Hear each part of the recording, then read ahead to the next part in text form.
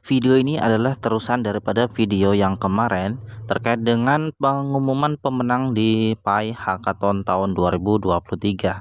Jadi teman-teman simak baik-baik, jangan skip video ini supaya tidak bertanya-tanya lagi terkait dengan video yang kemarin. Intinya pada dasarnya bahwa hackathon sudah berakhir dan sudah diumumkan oleh core team. Di tahun 2023 ini pemenangnya adalah sebagian besar disebutkan dalam blog resmi dari Pi Network ya teman-teman. Ini adalah blog resmi dari Pi Network. Saya akan bacakan kepada Anda semuanya, pastikan jangan di skip ya guys.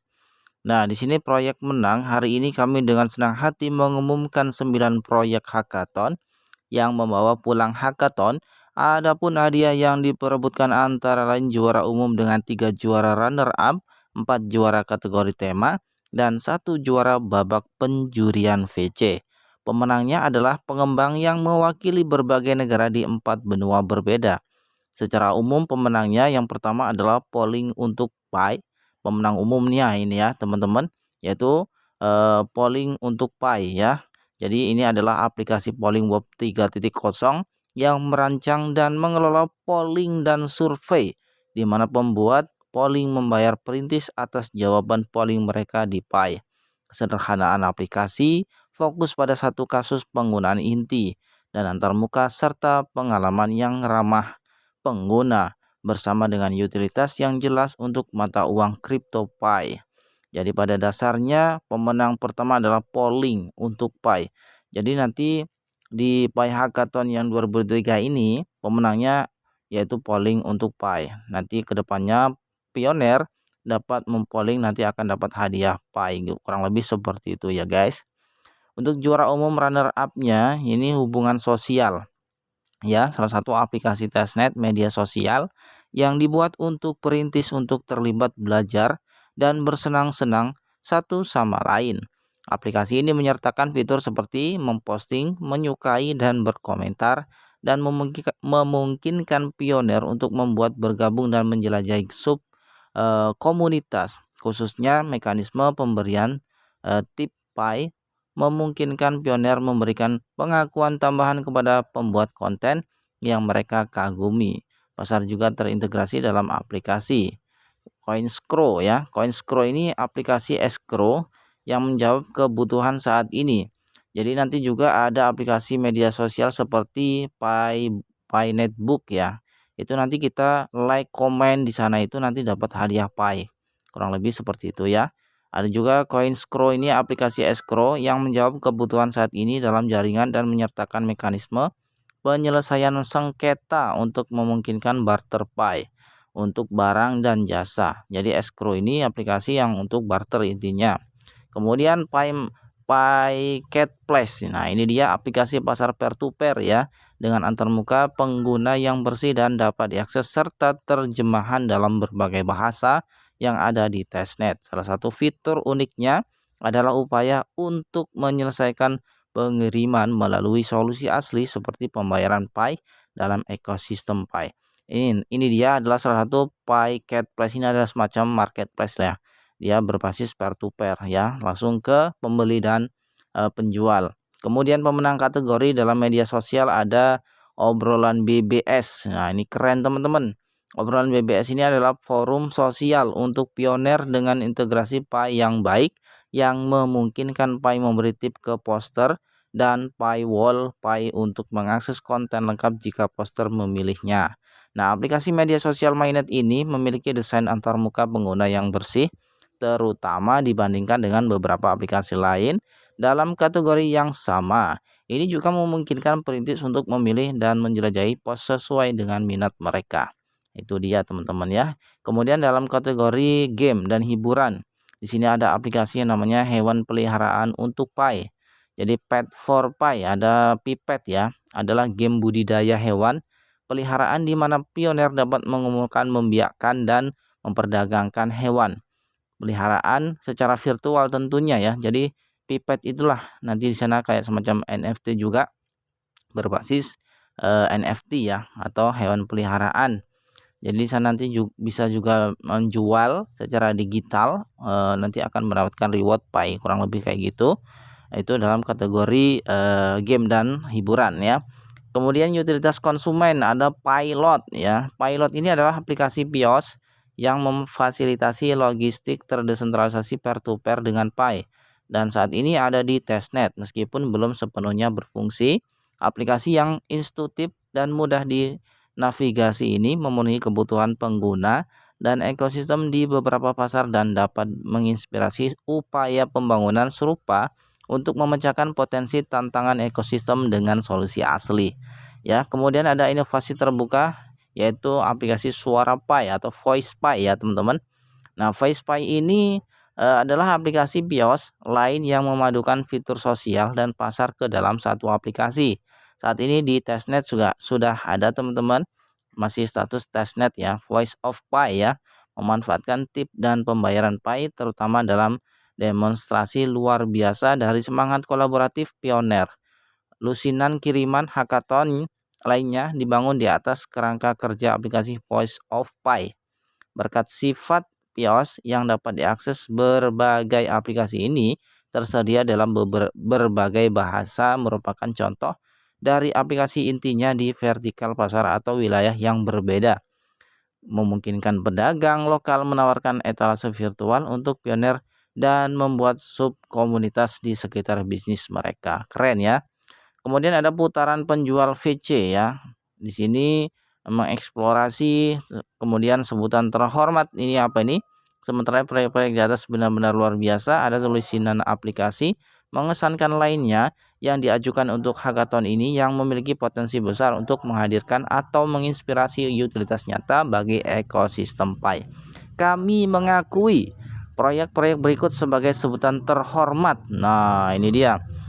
Core Team mengakui ini aplikasi terhormat. Ada Neobot ya. Ini adalah bot obrolan AI, ada Pintu untuk Pi ya, penjelajah blok Pi, ada App Link for Pi. Kemudian ada Quoteline, ada P-Fruit, ada Yaupi, ada Daumall, Store on Pi, ada Bia Shopping Mall dan lain-lain. Ya, lihat beberapa aplikasi ini di ekosistem testnya di browser Pi sudah tersedia, teman-teman. Kemudian kenapa di sini nggak disebutkan Pi Showroom yang ramai diperbincangkan oleh pioner Indonesia gitu ya. Nah, teman-teman, Pi Showroom itu dia mengikuti peserta hackathon tapi bukan pemenang hackathon. Ya, dia menang di vote di pada aplikasi Pi Browser itu. Jadi memang banyak sekali selain daripada yang disebutkan oleh Core Team di sini pemenang hackathon. Salah satunya ada Tokopai.id dari Indonesia ya, ada Pitch, kemudian ada itu tadi Pi Showroom yang memang mendapatkan vote suara terbanyak di Indonesia yaitu Pi Showroom, karena di situ memang banyak sekali yang meminat ya atau melirik daripada pengembang Pi Showroom, karena memang kita bisa beli mobil gitu ya pakai koin Pi gitu ya. Jadi ini salah persepsi bagi pioner Indonesia bahwa di sana dikatakan katanya ada yang memposting Pi Showroom pemenang hackathon. Itu belum, teman-teman ya. Rasanya sangat aneh gitu kan. Kalau memang menang pasti diumumkan di sini di blog resmi dari Core Team ini, teman-teman ya. Jadi sekali lagi Pi Showroom itu bukan pemenang hackathon tetapi dia masuk dalam ekosistem Pi Network ya. Jadi bukan pemenang. Kalau di vote-nya pada Pi Browser itu memang terbanyak mendapatkan vote-nya karena memang pioner Indonesia ini melirik semua Pi Showroom itu dan memberi like ya ataupun komentar yang terbaik dari Pi Showroom. Jadi wajar. Sampai-sampai saya pernah melihat postingan bahwa direktur Pi Showroom itu dikomentari ataupun diwawancarai oleh salah satu media televisi nasional. Media televisi nasional kalau nggak salah dari Temanggung TV ya. Direkturnya dengan pede gitu ya bahwa mengklaim terbaik developernya gitu ya dari produk Pi Showroom. Tapi nggak apa-apa lah, oke, kita dukung semua yang memikirkan kemajuan ekologi ataupun ekosistem Pi Network itu. Intinya nanti akan berguna bagi seluruh pioner Indonesia ya, teman-teman ya.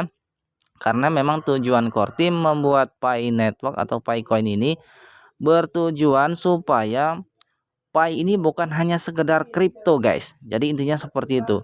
Jadi koin Pi Coin ini ya tujuannya adalah sebagai mata uang di mana bisa untuk digunakan nyata guys ya, bukan hanya sekedar kripto disimpan kemudian nunggu harga tinggi dijual ditukar dan lain sebagainya. Pada umumnya kripto seperti itu, bukan seperti itu guys, dan itu terbukti bahwa Picoin beberapa bulan yang lalu itu udah listing di beberapa exchange itu ditolak ya, bukan dari yang sungguhan ya, oleh core team ditolak. Kenapa? Ya itulah tips ya. Kalau seandainya Picoin ini hanya sebatas listing di exchange ya, ya mungkin kita sekarang udah bisa mencairkan guys, dan nantinya pasti justru malah harganya akan anjlok luar biasa ya, atau downtrend harganya gitu guys. Jadi memang Picoin ini digunakan bukan hanya untuk kripto semata, tapi untuk sebagai aset digital yang memang di situ untuk pembayaran untuk hal yang nyata guys ya. Jadi seperti itu. Pada umumnya seperti itulah guys ya. Jadi teman-teman paham lah ya. Kayak contohnya ya ini makanya utilitas ataupun pemenang hackathon ini kebanyakan marketplace guys atau mall ya.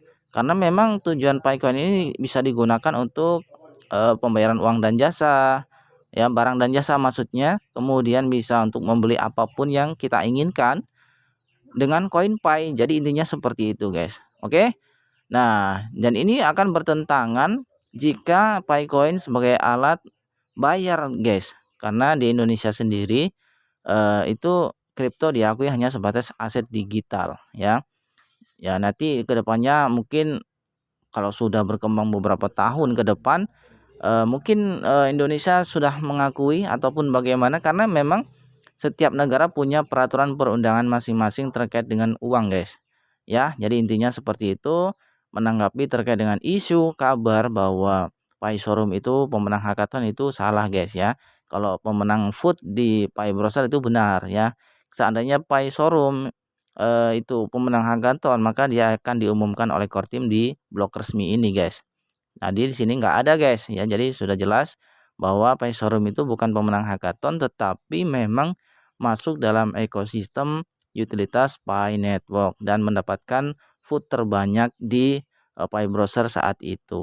Oke guys ya, segitu dulu. Semoga video ini memahamkan pemahaman Anda terkait dengan pengumuman hackathon pada tahun 2023 ini. Semua sudah diumumkan di bagian blog resmi dari core team ini guys ya. Semoga video ini bermanfaat. Thanks for watching and see you next video. Assalamualaikum warahmatullahi wabarakatuh.